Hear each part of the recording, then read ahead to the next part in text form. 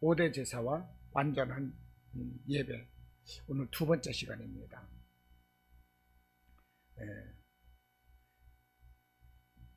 하나님께서 천지만물을 창조하시고 마지막 날에 인간을 지으셨습니다. 사람을 지으시고 나서 에덴 동산에서 아담과 하와는 정말로 아무 부족함 없이 그 동산에서 모든 것을 자기 마음껏 즐기며 먹으면서 하나님과 함께하는 그런 삶이었습니다. 동산 그 중앙에 있는 그 선악과 실과만 따먹지 않으면 모든 것이 가능했어요. 그렇게 즐겁게 뛰어놀면서 평화를 누리며 살아가는 그것이 곧 그들에게 예배였습니다. 하나님 앞에 함께하는 그것이 예배였어요. 그들이 어떤 삶을 살들 간에 그들의 삶, 그들의 지정의, 그들의 그 생각은요 오직 하나님이었어요. 하나님이 주시는 생각이 그들 속에 있었고 그들이 생각하는 것이 곧 하나님이었습니다. 그러므로 그들은 정말로 참 선 그 자체였어요. 진리 자체였습니다. 그러므로 그 삶을 통해서 하나님께 예배하고 하나님은 그 예배를 받으셨고 아담과 하와가 하는 그 모든 것을 통해서 하나님은 영광을 받으셨습니다. 그런데 에덴 동산에 죄가 왔어요.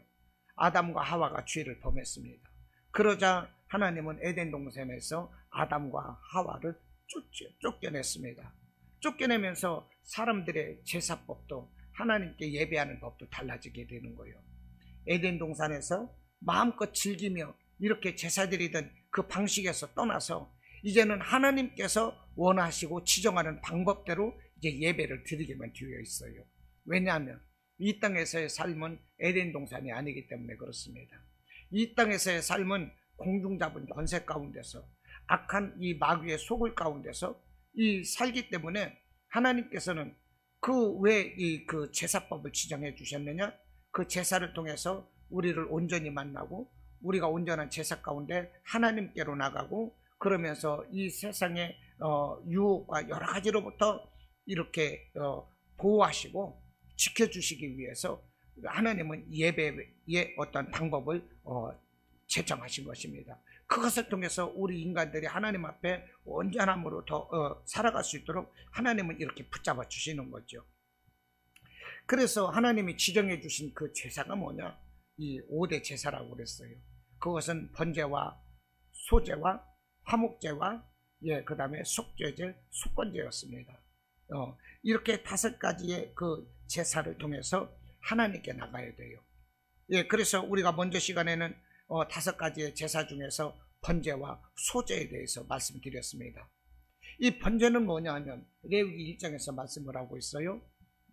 그 껍질을 벗겨서 그 내장 같은 것을 배를 가르고 내장을 꺼내고 뭐 똥이라든지 정갱이라든지 이런 더러운 부분들은 물로 씻고 그렇게 해서 이렇게 각을 떠서 하나님 앞에 예쁘게 부위별로 각을 떠서 하나님 앞에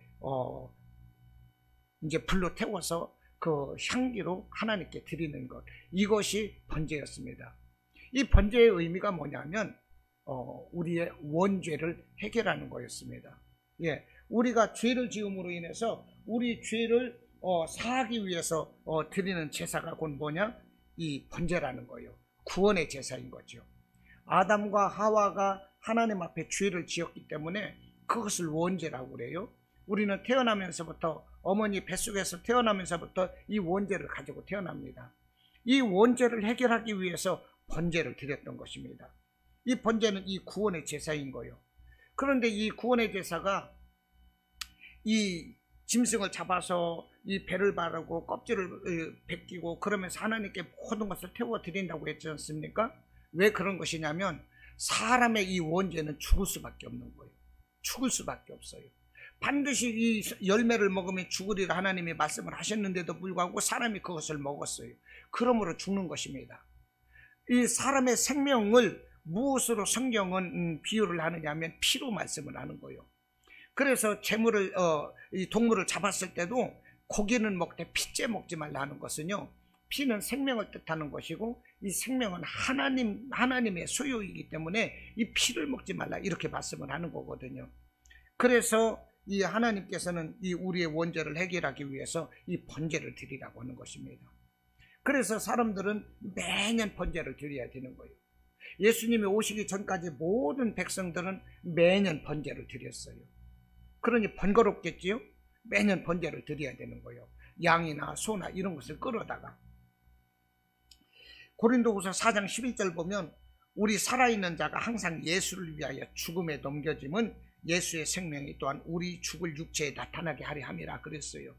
우리 살아있는 자가 죽음에 넘겨진대요. 여러분, 우리가요 죽음에 넘겨져야 되는 것입니다.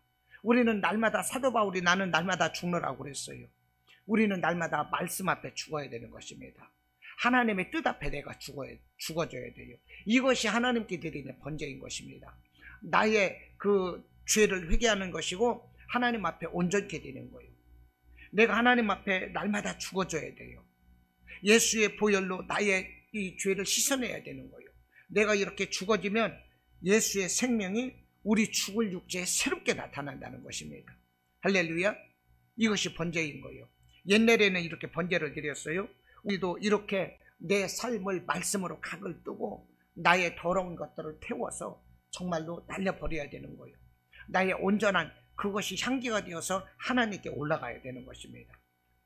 이 옛날에 그 5대 제사에는 순서가 있다고 그랬어요. 순서가 반드시 중요합니다. 첫 번째가 번제예요. 번제는 원죄를 해결하는 것이기 때문에 번제가 먼저 있어야 되는 것입니다.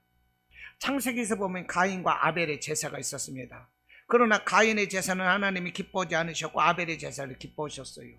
그런데 그것을 보면 가인의 제사는 밭에 농사를 져서 이 곡물로 하나님께 제사를 드렸거든요. 근데 아벨은 양의 첫 새끼로 드렸다고 그랬어요. 그런데 이 5대 제사 중에서 순서가 있다고 그랬지 않습니까? 첫째가 번제, 양이나 소를 잡아서 드리는 것. 그런데 아벨은 이 하나님께 예배를 무엇으로 했어요? 양의 첫 새끼로 기름진 것으로 하나님께 드렸고 하나님은 그걸 기뻐 받으셨고, 가인은 농사지은 이런 것으로 곡물로 하나님께 드렸다는 거예요. 이 5대 제사를 놓고 비교해서 보면 순서가 바뀌어진 거죠. 그래서 순서가 바뀌어서는 안 된다는 것입니다. 물론 가인과 아벨의 제사가 이 5대 이 제사에 꼭 비교될 것은 아니지만은 그렇게 비교해서 설명하시는 분들도 많이 있더라고요. 이 5대 제사를 우리가 순서를 잊어서는 안 됩니다. 첫째는 번제, 우리의 구원의 제사인 것입니다. 원죄를 해결하는 거예요. 그 다음에 이제 소제였습니다. 소제는 이 가축으로 드리는 것이 아니라, 짐승이나 동물로 드리는 것이 아니라 고운 가루로 드린다고 그랬어요. 보리라든지 밀이라든지 이런 것을 고운 가루로 갈아서 하나님께 드리는 것. 이 소제는 뭐냐? 나의 성결의 제사인 것입니다. 나의 내가 성화되는 것. 나의 겉사람, 나의 후패하고 죄로 가득한 나의 겉사람을 갈아서 정말로 고운 가루와 같이 나를 갈아서 하나님께 드리는 것. 이것이 곧 소제다는 거예요. 곡식을 갈을 때 무엇으로 갈아요? 맷돌에다가 놓고 이 통불이나 콩 같은 것을 넣고 가르면 고운 가루가 됩니다. 이 고운 가루가 돼야만이 음식을 만들 수가 있는 것처럼 우리가 고운 가루가 되었을 때 하나님께 드려질 수가 있는 거예요. 그런데 우리가 이렇게 고운 가루로 드려지게 되면은요, 이 고운 가루를 가지고 뭘 만든다고 그랬어요? 레위기 2장에 보니까 그 고운 가루 위에다가 기름을 붓고 반죽을 해서 그것을 가지고 떡을 만든다고 그랬어요. 그 떡이 뭐냐? 하나님의 그 성전 안에 그 진설병이 되는 것입니다. 하나님 상 위에 올라오는 진설병, 떡이 되는 거예요. 할렐루야. 이 떡을 하나님께 드리고 제사장이 먹었던 것입니다. 여러분, 이 소제, 이 고운 가루는 반드시 밀가루가 돼야 돼요. 밀가루가 떡이 돼야 돼요. 떡이 되기 위해서 먼저 고운 가루가 돼야 되고, 그리고 고운 가루를 반죽하기 위해서 기름을 붓는다. 이 레위기 2장 말씀에 기록되어 있는 것입니다. 이 기름을 가지고 반죽을 해서 이 덩어리를 만들고, 이 덩어리를 가지고 후라이팬 위에서 다시 기름을 붓고 또 굽는 거예요. 그러면 떡이 되고 빵이 되는 것입니다. 우리는 이 고운 가루와 같이 하나님께 드려질 때 고운 가루로만 드려져서는 안 돼요. 반드시 하나님께서 드실 만한 이 제물이 될 만한 떡이 되어야 되는 것입니다. 할렐루야. 떡이 되어야 되는 거예요. 떡이 무엇입니까? 하나님 제사상에 올라가는 거거든요. 이 떡을 만들 때 기름을 붓는다고 그랬어요. 그 기름이 뭐냐? 성령의 세례다는 것입니다. 이 고운 가루를 가지고 기름을 붓고 반죽을 하거든요. 그때 그 기름이 뭐냐? 성령께서 우리에게 임해 주신다는 거예요. 그 기름, 그 성령의 그 기름 부음을 받을 때 우리가 거듭나게 되는 것이고, 반죽한 그 밀가루를 가지고 후라이팬에다 다시 구울 때 다시 한번 기름을 붓는데 그 기름 부음이 뭐냐? 성령 세례가 돼서 우리가 성령 충만한 성령의 사람이 된다는 것입니다. 아무튼 우리는 번제를 먼저 드려야 되는 것이고, 그 다음에 소제를 드려야 돼요. 이 소제를 통해서 우리가 떡이 되는 것이고, 하나님 앞에 우리는 우리를 온전히 드릴 수 있는 고운 가루가 되고 떡이 되는, 그렇게 해서 우리의 겉사람, 이 죄로 물든 이 세상적인 우리의 겉모습이 사라지고 하나님의 말씀으로 날마다 새롭게 변화되고 거듭나고 하나님의 사람으로 온전케 되는 이 모습이 뭐냐? 소제와 같은 제사다는 것입니다. 할렐루야. 이런 삶, 이런 변화가 항상 있어야 되는 것입니다. 이제 오늘 또 말씀드리고자 하는 것은, 이제 그 번제를 드리고 소제를 드렸으면 이제는 뭘 드려야 되느냐? 이제는 화목제를 드려야 되는 것입니다. 이 화목제는 이 레위기 3장에서부터 말씀을 기록을 하고 있어요. 우리가 읽었습니다. 그런데 보십시오. 이 번제는 매년 드려야 되는 거예요. 의무적으로 드렸어요. 소제도 그렇게 드려야 됩니다. 그런데 이 화목제는요, 이 차원에서 드리는 거예요. 드릴 수도 있고 안 드릴 수도 있어요. 이 화목제는 드려도 되고 안 드려도 되는 거예요. 그런데 이 화목제를 왜 드리느냐? 하나님과 사람과의 화해를 위해서 화목제물을 드리는 것입니다. 하나님과 사람과의 화목을 위해서 화목제물을 드리고, 이 제물을 사람과 사람이 서로가, 제사장과 사람이 서로가 나누어 먹으면서 친교를 나누게 돼요. 이것이 화목제인 것입니다. 그러니까 이 화목제는 의무적으로 드리는 제사가 아니라 자원하는 제사다. 드리고 싶으면 드리는 거예요. 그래서 감사할 때 드리게 되고요. 하나님, 제가 앞으로 이런 삶을 살겠습니다. 또는 하나님, 제게 이런 것이 필요합니다. 이렇게 간절함으로 하나님께 기도할 때, 이럴 때 화목제를 드리고, 또 뭐 그랬다는 거예요. 이게 화목제인 것입니다.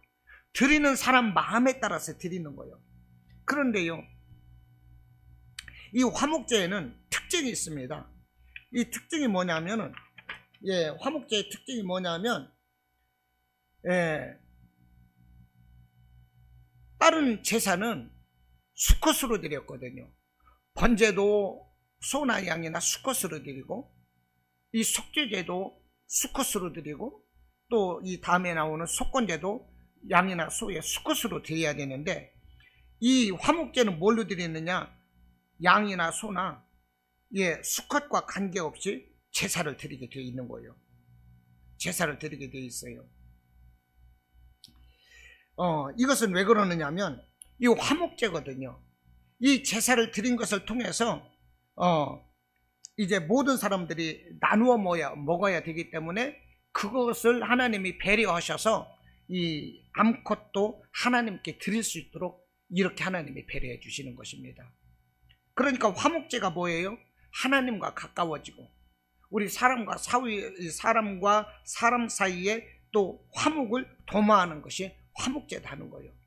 그러다 보니까 번제나 뭐 속죄제, 속건제는 수컷으로만 드리는데, 화목제는 어떻다? 암컷으로도 드릴 수 있도록 하나님이 허락하셨다는 것입니다.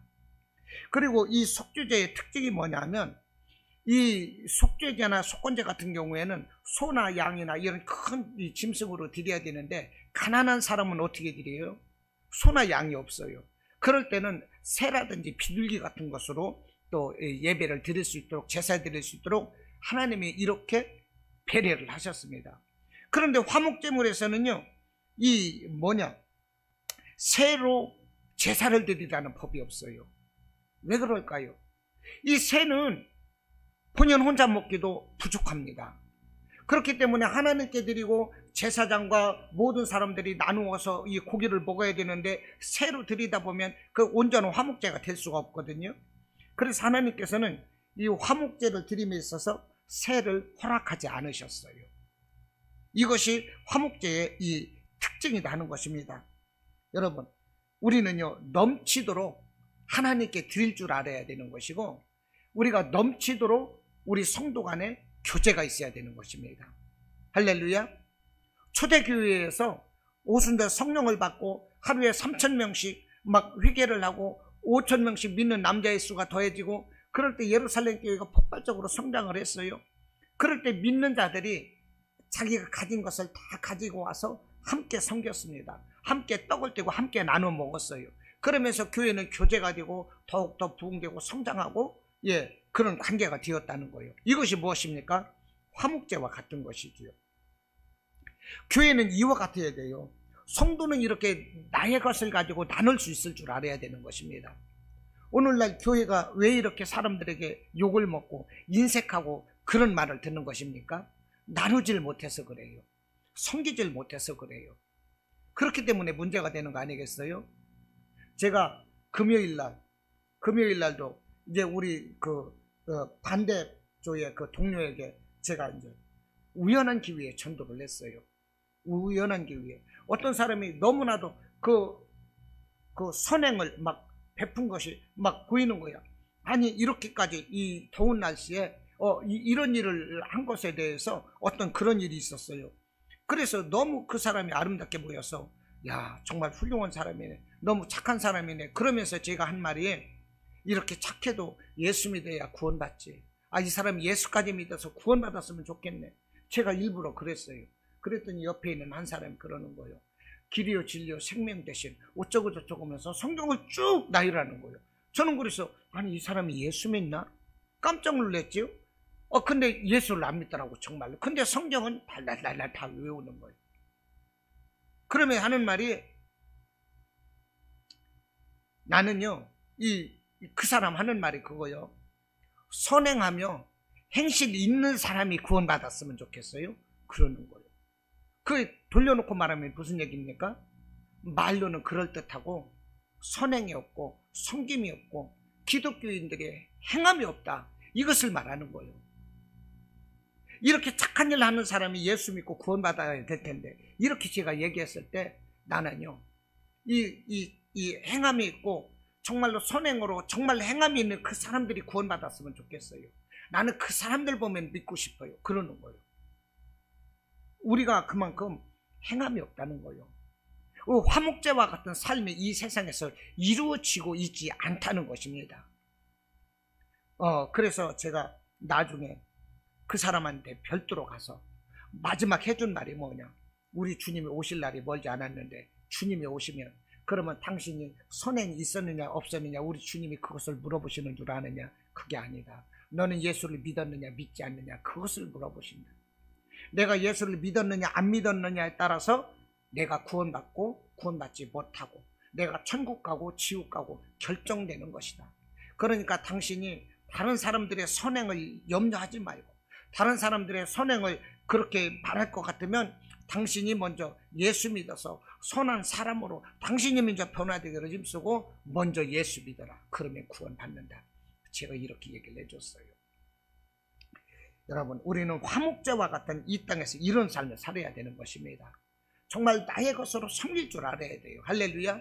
세상을 섬길 줄 알아야 돼. 우리가 예수 믿는다면서도 하나님만 섬기는 것으로 다 된 줄 알아요. 하나님께 기도한 것으로 다 된 줄 알아요. 그러나 하나님께 기도했으면 그것이 이 땅에서 이 땅에 이 세상을 살피고 이 세상을 함께 할 수 있는 그런 마음으로 녹아져야 되는 것입니다. 어떻게 하면 내가 그들을 위해서 섬기고 그들에게 유익함이 될까? 이것이 예수님이 말씀하신 빛과 소금의 삶이라는 거예요. 할렐루야. 이것이 화목제인 것입니다. 그리고요, 제가 이 암수 구별되지 않고 드리는 것이 화목제라고 그랬는데, 다른 제사는 수컷으로만 드렸어요. 이 암컷은 이제 새끼를 낳고 이러다 보면 재산적인 더 가치가 있었습니다. 그래서 하나님은 그것을 지켜주게 하기 위해서 재산적 가치가 적은 이제 수컷으로 하나님께 드리라고 했다. 이렇게 또 말을 하더라고요. 하나님은 제사를 받으시면서도 사람을 많이 배려하시는 거죠. 어찌됐든 속죄제나 속건제, 이 번제 같은 것은 수컷으로만 드리는데 이 화목제는 암컷으로도 같이 드릴 수 있어요. 이건 뭐냐? 이 수컷이라는 것은요, 속죄제나 번제 이런 데서 이 수컷은요, 이 남성을 의미하는 것이고, 이 구원자 메시아가 이 예수 그리스도 남자이실 것을 말씀을 하는 거거든요. 예. 그런데 이 화목제에서 이 암컷까지도 드릴 수 있는 것은 뭐냐? 그와 별개로 남자든 여자든 하나님과 화목해야 된다는 것을 의미하는 거예요. 할렐루야. 우리가 남자든 여자든 하나님께 화목제로 나갈 필요가 있는 거예요. 하나님께서는 남녀노소 구별 없이 누구든지 이 자신에게 나오기를 원하시고, 하나님은 남녀노소 구별 없이 누구든지 함께 화목하기를 하나님이 원하신다니까요. 그래서 암컷으로까지도 예배를 드려야 되는 거예요. 그러니까 우리는 누구누구 가릴 것이 없어요. 하나님 앞에 나가기를 기뻐하고 즐겨해야 하는 것입니다. 할렐루야. 예수님께서 화목제물이 되어서 이 땅에 오셨습니다. 화목제물이 되셔서 우리에게 오셨기 때문에 우리가 하나님께로 나갈 수가 있는 거예요. 여러분, 우리가 화목제물을 드려요. 우리가 번제를 통해서 우리 이 구원의 제사를 드렸어요. 우리가 죄를 지으면 속죄 제사를 드립니다. 또 말씀드릴 것이지만, 그런데 이 모든 것을 이룬 것은 예수님이 하는 것입니다. 예수님이 이루어 놓으셨기 때문에 그 말씀 의지해서 예수의 이름으로 우리 하나님께 기도를 드리는 거고, 우리가 예수 이름으로 예배를 드릴 때 우리 죄사함이 사함받는 것이고요, 우리가 기도할 때 응답받게 되는 것입니다. 우리가 하나님과 화목하게 되어 있어요. 제가 왜 이 말씀을 드리는 거 아니? 오늘 3장 1절 말씀에서 제물이라는 말이 나와요. 사람이 만일 화목제의 제물을 예물로 드리되 소로 드리려면 수컷이나 암컷이나 흠없는 것으로 여호와 앞에 드릴지니 그랬어요. 제물을 예물로 드리래요. 보세요. 이 제물로 번역된 히브리어가 제바흐인데, 이 제물이 뭐냐? 동물을 죽이는 것입니다. 동물을 죽이는데 그 머리 위에 안수하고 동물을 죽여서 제단 위 사방에 피를 뿌리고, 그리고 하나님 앞에서 고기를 나누어 먹는 게 이게 화목제예요. 그런데 화목이라는 것은 피를 흘려야 될 때도 피 흘리지 않아야 되고, 어떤 구속이나 억압 가운데서도 자유함과 평안을 얻고, 이런 것이 화목 같아요. 그런데 이 화목을 원하면서 왜 제사를 드리고 피 흘리는 이런 동물의 죽음이 있어야 되는 것일까요? 이 동물의 죽음, 이것이 곧 예수 그리스도를 의미한다는 것입니다. 예수님께서 우리가 죄로 인하여 하나님과 단절된 우리의 관계를 하나님께 연결하기 위해서 예수님이 이 땅에 오셔서 십자가를 지시고 자기 몸을 들여서 제물로 드리셨다는 거예요. 그래서 화목제물이 되셨어요, 예수님이. 그러니까 하나님이 사람과 화목하기 위해서 동물을 잡아서 제사 드리는 이것을 제바흐라고 그러는데, 이것은 곧 예수 그리스도께서 이 땅에 오셔서 나를 대신해서 죽으실 것을 의미한다는 것입니다. 예수 때문에 내가 구원받고 하나님과 화목하게 되는 거예요. 할렐루야. 그것을 믿으시기 바랍니다. 내가 하나님과 화목하게 되고 내가 구원받는 것은 오직 예수님이신 거예요. 할렐루야. 예수님이 아니고서는 우리가 하나님과 화목을 이루실 수가 없는 것입니다. 요한일서 2장 2절에서 말씀을 하기를 그는 우리를 위한 화목제물이니 우리만 위할 뿐 아니요 온 세상의 죄를 위함이라. 예수님이 화목제물로 오셨다니까요.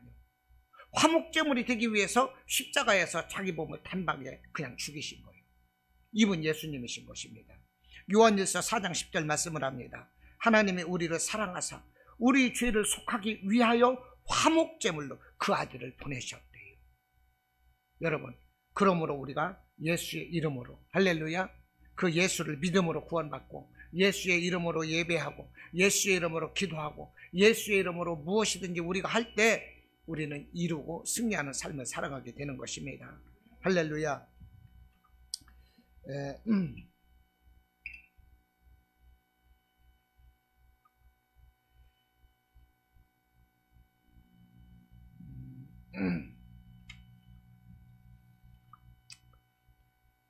또 이 화목제물의 특징이 뭐가 있느냐면요, 이 번복되는 부분인데, 이 화목제물은 이 다른 제사는 이 번제 같은 경우에는 모든 것을 태워서 하나님께 다 드렸어요. 그런데 화목제물은 이 껍질을 벗겨서 이 콩팥을 꺼내고요, 이 내장 부분에 기름을 떼냅니다. 기름하고 콩팥만 이 번제로 드리는 제단 불 위에다가 태워서 하나님께 향기로 드리고, 모든 고기를 제사장과 이 화목제 드리는 사람이 나눠 먹는다는 거예요. 이 화목제 드리는 사람과 그 주변 사람이 함께 모여서 이 고기를 나눠 먹어요. 좀 더 많이 사람들이 먹고 나누고 교제할 수 있도록 하기 위해서 하나님께 드리는 건 뭐냐? 기름과 콩팥뿐이라는 것입니다. 인간편에서 하나님은 이렇게 배려하시는 거예요. 하나님은 정말로 제사 지내는 그런 것 하나에서까지도 우리를 사랑하시고 배려하는 것이 정말로 넘쳐난다는 것입니다. 할렐루야. 예, 제사법 하나에서도 그런 게 느껴진다는 거예요. 신명기 12장 7절에서 너희의 하나님 여호와 앞에서 먹고 너희의 하나님 여호와께서 너희의 손으로 수고한 일에 복 주심으로 말미암아 너희와 너희의 가족이 즐거워할지니라. 그래서 화목제물을 드리는 거예요. 하나님 앞에서 즐거워함으로. 할렐루야.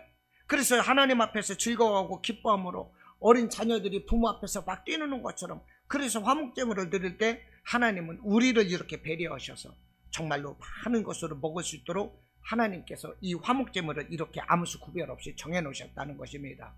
우리가 하나님께 가까이 하고 하나님께 나아가기를 기뻐하고 하나님께 예배 드리고 제물 드리는 걸 기뻐해 할 때 하나님은요, 우리를 풍성하게 주시는 거예요. 할렐루야. 우리가 하나님께 풍성한 것으로 드릴 때, 하나님과 가까이 나가기를 원할 때, 화목제물은 드려도 그만 안 드려도 그만인데 화목제 드리는 자에게 하나님이 이렇게 배려하듯이 우리가 기쁨으로 감사하고 하나님께 나를 헌신하고 충성하고 막 드릴 때 하나님은요, 놀라운 은혜로 나를 축복해 주시는 거예요. 할렐루야. 내가 마음에 감동이 돼서 누군가를 섬기고 주의 종을 섬기고 막 교회를 섬기고 그러고 싶지 않습니까? 그럴 때 그것이 내게 있어서는 절대적으로 불리해요. 내 물질이 들어가고 불리한 거예요. 그런데도 불구하고 하나님은 그런 것을 통해서 그를 복주시는 거예요. 할렐루야. 그를 복주시는 거예요. 제가 이제 이번 한 주 제가 이제 좀 자유로운 시간이 있는데 그럼에도 불구하고 시간이 어떻게 써야 될지를 모르도록 시간이 너무 없어요. 우리 대학원 동기 중에 한 분이 그러시더라고요. 이제 곧 목사 안수를 받으시려고 그러는데 저한테 섬기고 싶대요. 자기 부모님이 양평 쪽에서 펜션에서 계시는데 부모님이 계시는데 너무나도 치료가 되고 힐링이 되고 좋다고 거기 가서 사모님 편찮으신데 충분히 힐링해서 이렇게 다녀오시라고, 자기가 2박 3일을 섬기고 싶대요. 그래서 그런 말씀 하시지 말라고. 전도사님도 지금 집에 남편이 부동산업을 하는데 이 경매 딱지가 들어온 거예요. 전도사님도 어려우신데 그러지 말라고 마음만 받겠다고. 그런데 내가 섬김으로 인해서 내가 복 받을 수 있도록 허락해 달래요. 그러면서 허락해요. 그러면서 막 날짜를 달라는 거예요. 날짜를 달래요. 날짜를 못 줬어요. 그런데 계속 그렇게 하라는 거예요. 여러분, 이게 뭐냐면 마음에서 우러나서 섬길 때 정말로 이것이 뭐냐? 하나님과 화목하는 것이고요, 하나님께 예배가 되는 것이라니까요. 할렐루야. 우리가 섬길 때 하나님은 어떻게 하느냐? 30배, 60배, 100배 복을 주시는 거예요. 그런데 우리가요, 30배, 60배, 100배 복 받는 것을 30배, 60배, 100배로 기억을 해요. 그런데 우리가 그 30배, 60배, 100배라는 이 개념이 우리의 믿음이 더욱더 성장하고 변화되어서 옛날보다 30배, 60배, 100배로 하나님께로 더 나가야 된다니까요. 할렐루야. 내 믿음이 30배, 60배, 100배로 더 성장돼야 돼요. 이렇게 섬김이 성장돼야 돼요. 나의 헌신과 충성이 이렇게 변화돼야 돼요. 그러면 하나님이 놀라운 은혜를 내게 주신다는 것입니다. 이것이 화목제의 개념인 거예요. 우리는 아무튼 하나님과 가까이 하고, 할렐루야, 이 땅의 모든 세상 사람들을 또 섬기고 그들 앞에서 정말로 하나님의 사람다운 그런 모습을 갖추고 보여주는, 정말로 섬기고 인색하지 않는 이런 모습이 우리에게 있어야 될 것입니다. 다음에는 이제 5대 제사에서 네 번째가 속죄제입니다. 이 속죄제가 뭐냐면 이제 이 레위기 4장에서 이제 말씀을 드리고 있어요. 속죄라는 것은 뭐냐? 간단히 말씀드리겠습니다. 사람이 살아가다 보면 죄를 짓습니다. 그 죄를 회개해야 돼요. 그런데 사람이 살아가면서 짓는 죄를 무슨 죄라고 하나요? 자범죄라고 그래요. 우리가 어머니 뱃속에서부터 죄를 가지고 태어난 거, 이것을 원죄라고 그래요. 그 원죄를 해결하기 위해서 우리가 번제를 드렸던 것입니다. 할렐루야. 번제를 드렸고, 우리가 살아가면서 하나님과 평생 같이 해야 되는데 평생 살아가면서 우리의 후패한 겉사람이 변화되고 속사람이 날로 새로화되고 성화되는 그것을 위한 것이 곧 소제다, 고운 가루로 예배를 드리는 것이었고, 그 다음에 화목제가 뭐였습니까? 하나님께 자원하는 마음으로, 감사하는 마음으로 이 하나님께 가까이 하기 위해서 이 화목제물을 드렸어요. 그 다음에 제사가 뭐냐? 속죄제도 하는 거예요.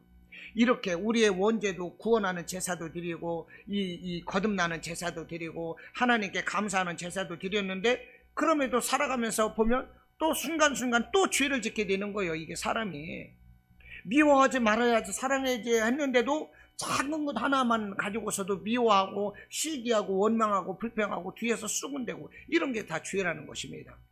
그런데 이런 행위적인 죄뿐이 아니에요. 우리 마음으로 짓는 죄도 너무나도 많은 거예요. 눈으로 그 사람을 보면서 그 사람이 어느새 판단되는 거예요. 그 사람을 무시하게 되는 거예요. 그 사람을 멸시하게 되고 깔보게 되고 미워하게 되고, 이런 것이 다 뭡니까? 마음으로 짓는 죄예요. 예수님이 뭐라고 하셨어요? 사람이요, 이 마음으로 짓는 죄, 이것도 죄라는 거예요. 마음으로 여자를 보고 간음하면 벌써 그게 뭡니까? 벌써 그 죄를 진 거예요. 마음으로 어떤 다른 사람의 물건이 탐나고 그랬으면 이미 그것은 도둑질한 죄가 되는 거예요. 누구를 미워했으면 살인한 죄가 되는 거예요. 마음까지도. 이런 자범죄를 우리가 안고 살아요. 그래서 이 자범죄를 해결하기 위해서 드려지는 제사가 뭐냐? 속죄제다 하는 것입니다. 할렐루야. 이해가 되십니까? 이것이 속죄제예요. 그래서 속죄제는 누구나 드려야 되는 의무 제사인 것입니다. 누구나 드려야 돼요. 그래서 우리의 생각, 행동, 이런 것이 어쩔 수 없이 죄를 지었을 때 회개하는 것이 곧 무엇이냐? 속죄제다 하는 것입니다. 오늘 4장 2절에서 말씀을 합니다. 그릇 범하였으되, 그릇 범하였다는 것은요, 의도적이 아니라 모르고 죄를 지을 수도 있다는 것입니다. 순간적인 부주의나 실수로 죄를 지을 수 있다는 거예요. 왜냐? 우리는 연약한 존재이기 때문에 내 마음 의지대로 안 돼요. 부지중에 죄를 짓는 거예요. 실수로도 죄를 짓는 거예요. 죄에서 자유롭지를 못해요. 언제든지 죄를 범할 수 있는 가능성을 가지고 우리가 살아가요. 실제적으로 우리는 하루에도 수없이 많은 죄를 짓고 살아간다는 것입니다. 이 죄를 해결하는 것이 회개인 거예요. 우리가 회개를 해야 되는 것입니다. 이 회개가 과거 이 구약 제사에서 속죄 제사였다는 것입니다. 오늘 6절에서 4장 6절에서 뭐라고 그럽니까? 4장 6절에서 보면 그 제사장이 손가락에 그 피를 찍어 여호와 앞 곧 성소의 휘장 앞에 7번 뿌릴 것이며 그렇습니다. 다른 제사는요, 이 가축을, 이 동물을 잡아서 그냥 이 성소의 피를 이 성소의 그 기둥에 바르고 나머지를 그냥 제단에다 그냥 부으면 되는 거예요. 그런데 이 속죄제는 어떻게 되느냐? 6절에서 다시 보면 피를 찍어 여호와 앞 곧 성소의 휘장 앞에 7번을 뿌리라는 거예요. 이거 7은 뭐냐? 완전수를 의미하는 것입니다. 완전수. 오늘 6절에서만 말하는 것이 아니라 4장 17절에서도 똑같은 말을 하고 있어요. 속죄제에 대해서 7번 피를 뿌리라는 것은 완전한 회개가 있어야 될 것을 말하는 것입니다. 7이라는 숫자는 완전수를 말하는 것인데, 우리가 하나님 앞에서 완전하기 위해서 우리의 모든 죄를 우리가 어떻게 해야 되겠어요? 회개해야 되는 거예요. 우리가 예수 안 믿는 사람도 자기 죄를 어떻게 합니까? 반성하잖아요. 사과하잖아요. 사죄하잖아요. 그와 같이 우리 믿는 사람들은 우리 죄에 대해서 철저하게 회개해야 된다는 것입니다. 지금 이 박옥수 목사라고 있지 않습니까? 구원파. 이 사람들은요, 이 뭐라고 하느냐면, 한 번 이 회개했으면 다시 회개할 필요가 없다, 이렇게 말을 하고 있어요. 한 번 회개한 것은 회개할 필요가 없다. 그것이 요한일서 3장 9절 말씀인 것입니다. 한번 제가 찾아보겠습니다. 시간은 자꾸 가지만 요한일서 3장 9절에 뭐라고 말씀을 하느냐면, 하나님께로부터 난 자마다 죄를 짓지 아니하나니 이는 하나님의 씨가 그의 속에 거함이요 그도 범죄하지 못하는 것은 하나님께로부터 났습니다. 요한일서 3장 9절. 이게 뭐냐? 하나님께로서 난 자마다 죄를 짓지 않는다. 이게 우리가요 번제를 드리고 우리 죄 이 원죄를 해결했으면 그 다음부터는 우리가 하나님의 자녀가 되었기 때문에 성령이 함께 하시고 천사가 우리를 이끌어줘서 우리가 죄 짓지 않도록 우리를 이끌어 가신대요.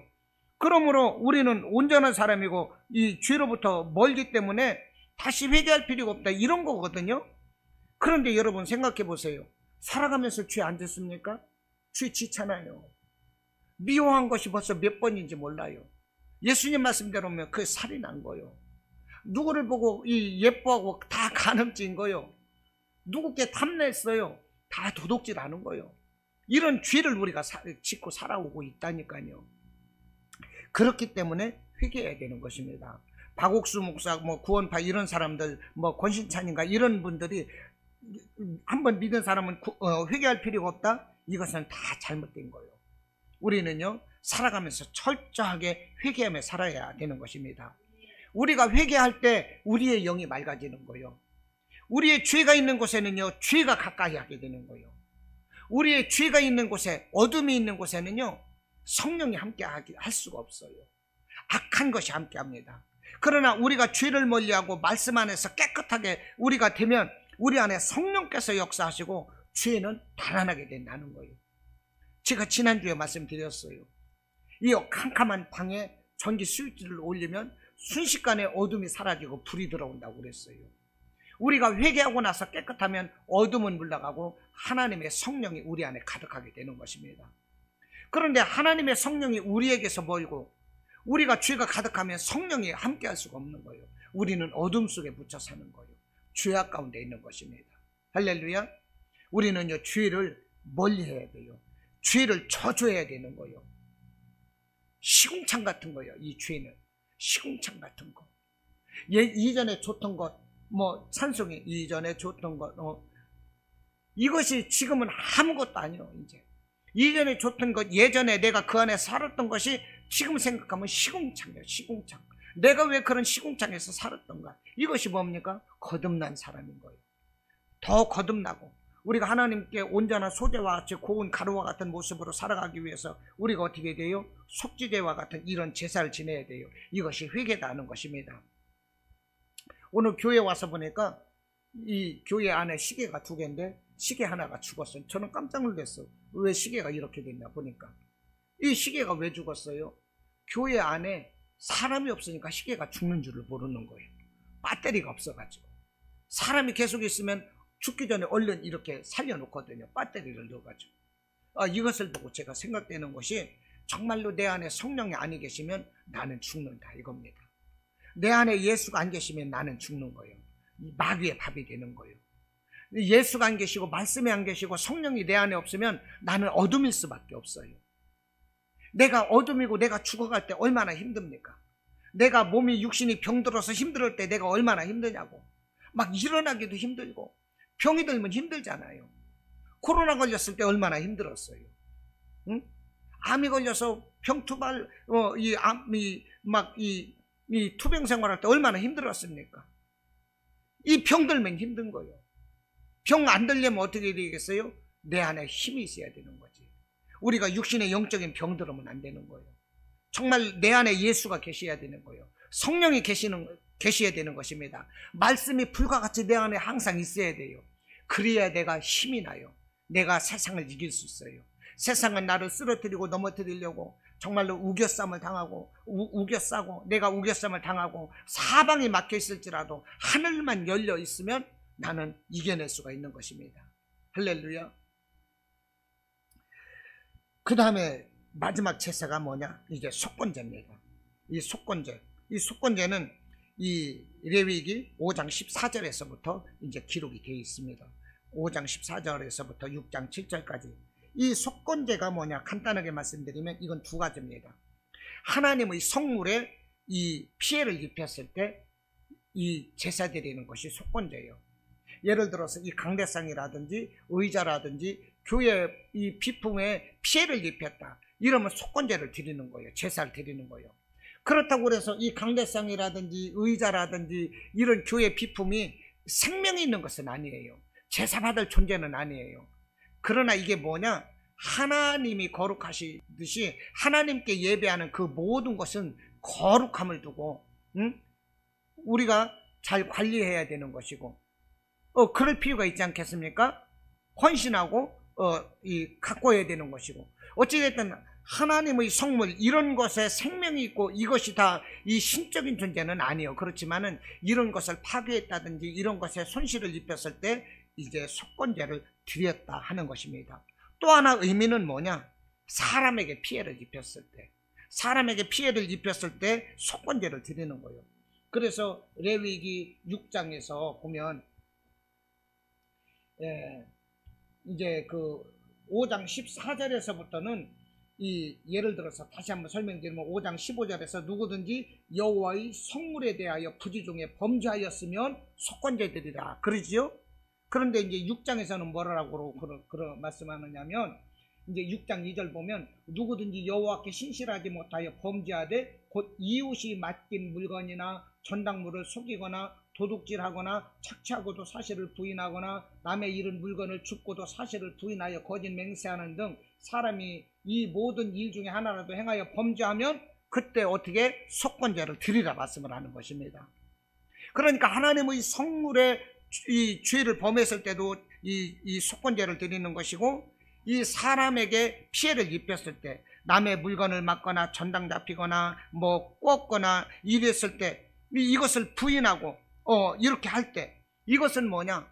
이 5분의 1을 5분 더 갚으라는 것입니다. 더 갚으라는 거예요. 이것이 바로 속건제인 것입니다.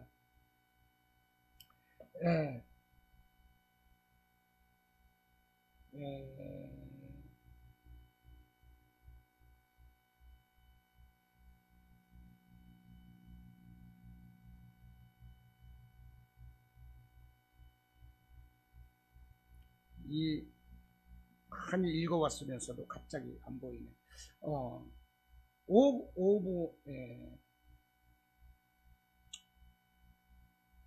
5장 16절에서 보면 성물에 대한 잘못을 보상하되 그것의 5분의 1을 더하여 이렇게 보상하는 것 이게 뭐냐? 속건제라 하는 것입니다. 속건제. 여러분 지금 우리가 사는 시대는요 은행에다가 모든 것을 맡깁니다. 그러지요? 은행에다 저금도 하고 그러는데 옛날에는요 은행이 없었습니다. 그래서 부득이한 경우에는 이 귀중품이라든지 돈이라든지 이런 것을 이 믿을 만한 사람들에게 맡겼다는 거예요. 그런데 물건을 맡은 사람이 나 받은 적 없어 맡은 적 없어고 부인하게 된다 이것입니다. 이것이 이제 그 진상이 드러났을 때 어떻게 되느냐? 그 죄를 대신해서 하나님께 제사를 드리라. 그리고 5분의 1을 더해서 갚으라 하는 거예요. 여러분 이 말씀이 뭐냐? 사람의 신용 문제다 하는 것입니다. 이 믿음의 사람들이 신뢰를 가지고 살아가야 한다 하는 거예요. 서로가 화해하며 살아가야 된다는 것입니다. 이 마태복음 5장 23절로 24절 예수님이 이렇게 말씀을 하셨어요. 그러므로 예물을 제단에 드리다가 거기서 네 형제에게 원망 들을 만한 일이 있는 것이 생각나거든 예물을 제단 앞에 두고 먼저 가서 형제하고 화목하고 그 후에 와서 예물을 드리라 그랬어요. 무슨 말씀입니까? 보통 사람들이 예배 드리기 위해서요 그냥 세상 거들떠보지도 않습니다. 누가복음 예수님 그 비유에서 보면 그 어떤 사람이 여리고로 내려가다가 강도를 만났는데 그 레위 사람도 지나가고 제사장도 그 강도 만나서 쓰러진 사람을 보고서도 그냥 이 제사장도 지나가고 레위인도 지나갔다 이 말입니다. 믿는 사람들이 다 피 흘려서 쓰러진 사람을 두고서도 이 예배드리겠다는 명목으로 다 그냥 지나갔다 이 말이요. 근데 사마리아 사람이 지나가다가 이 강도 만나 쓰러진 사람을 보고 나서 그 사람을 들쳐업고 주먹으로 가서 그 사람을 치료하고 주막 주인에게 맡겼다 이 말이요. 치료해달라고. 나중에 와서 더 보상하고 해줄 테니까 이 사람을 치료해달라. 이 사마리아 사람은 믿지 않는 사람이거든요. 그러면서 누가 옳은 사람이냐 예수님이 물으시는 거예요. 과연 내가 예배 드리러 가겠다고 길거리 어떤 쓰러져 있는 사람이 있는데 그 사람을 보려고 예배 드리러 오면 그 예배를 하나님이 옳게 여기겠느냐? 내가 예배를 잠깐 못 드릴지라도 그 사람이 있으면 그 생명을 소중히 여기고 그를 보살펴 드리는 그것을 예수님이 소중히 여기겠느냐? 우리가 당연히 예배를 드려야 되겠지만 그 한 생명을 소중히 여기고 섬기는 그것을 예수님은 더 가치 있게 여기실 거예요. 할렐루야. 그렇지 않겠어요? 이것이 살아있는 예배인 것입니다. 이 말씀을 하시는 거예요. 너는 형제들과 원망사고 막 이렇게 실리간에 문제가 됐으면서도 그거 해결하지 못하고 예배만 드린다고 예물 드리러 교회 오느냐? 그거 잘못이다. 예수님 말씀을 하는 거예요. 십계명에서 뭐라고 합니까? 위로는 하나님 사랑이고요, 아래로는 이웃 사랑. 이게 십계명인 거예요. 예수님이 가르쳐 주신 주기도문도요, 위로는 하늘에 계신 우리 아버지요, 이렇게 나가는 거예요. 그 다음에는 이웃 나의 관계요. 오늘 우리에게 일용할 양식을 주시고 우리가 우리에게 죄 지은 자를 사하여 준 것 같이 우리 죄를 사하여 주시고, 이렇게 기도를 가르쳐 주셨어요. 모든 것은 하나님과의 관계고 아래로는 이웃과의 관계예요. 그래서 십자가의 삶이 이루어지는 것이 크리스천의 삶인 것입니다. 할렐루야. 이것이 곧 제사의 본질인 거예요. 요한일서 4장 7절로 8절 보면 사랑하는 자들아 우리가 서로 사랑하자. 사랑은 하나님께 속한 것이니 사랑하는 자마다 하나님께로 나서 하나님을 알고 사랑하지 아니하는 자는 하나님을 알지 못하나니 이는 하나님은 사랑이시라 그랬어요. 이것이 곧 온전한 예배인 것입니다. 이렇게 하나님의 사랑, 이웃 사랑, 이것이 곧 무엇입니까? 구약에서 제정하시는 번제요, 소제요, 화목제요, 속죄제요, 속건제와 같은 예배의 의미와 본질을 우리가 충실히 이행하는 것이라는 거예요. 구약의 제사는 예수님이 이루셨습니다. 십자가를 주시고 예수님이 이루셨어요. 그러므로 우리가 어떻게 예배를 드려야 될까요? 예수를 의지해야 되는 것입니다. 이제 우리는 뭐든지 예수를 의지해야 돼요. 예수를 믿어야 돼요. 흠없는 예배를 드려야 돼요. 우리가 레위기 1장 3절에서 뭐라고 말씀받았습니까? 흠없는 예배를 드리라고 그랬어요. 구약의 사람들은 예배를 드릴 때 절룩되는 것이라든지 애꾸라든지 삐쩍 말라라는 것인지 병든 것이라든지 이런 것은 하나님께 드리질 않았어요. 그것은 죄가 되었습니다. 재앙을 받았습니다. 우리가 하나님께 예배를 드릴 때 흠없는 마음으로, 온전한 마음으로, 진실한 마음으로, 간절한 마음으로, 깨끗한 마음으로 이렇게 와서 예배를 드리면 하나님이 얼마나 기뻐하시겠습니까? 할렐루야. 그리고 모든 예배를 드릴 때는요, 회막 앞에 와서 예배를 드리라는 거예요. 레위기, 이 번제도 그러고 속건제도 그러고 화목제도 그러고 다 회막 앞에 와서 제사장 앞에서 드리라는 거예요. 회막이 무엇입니까? 교회를 말하는 것입니다. 옛날의 성전이요.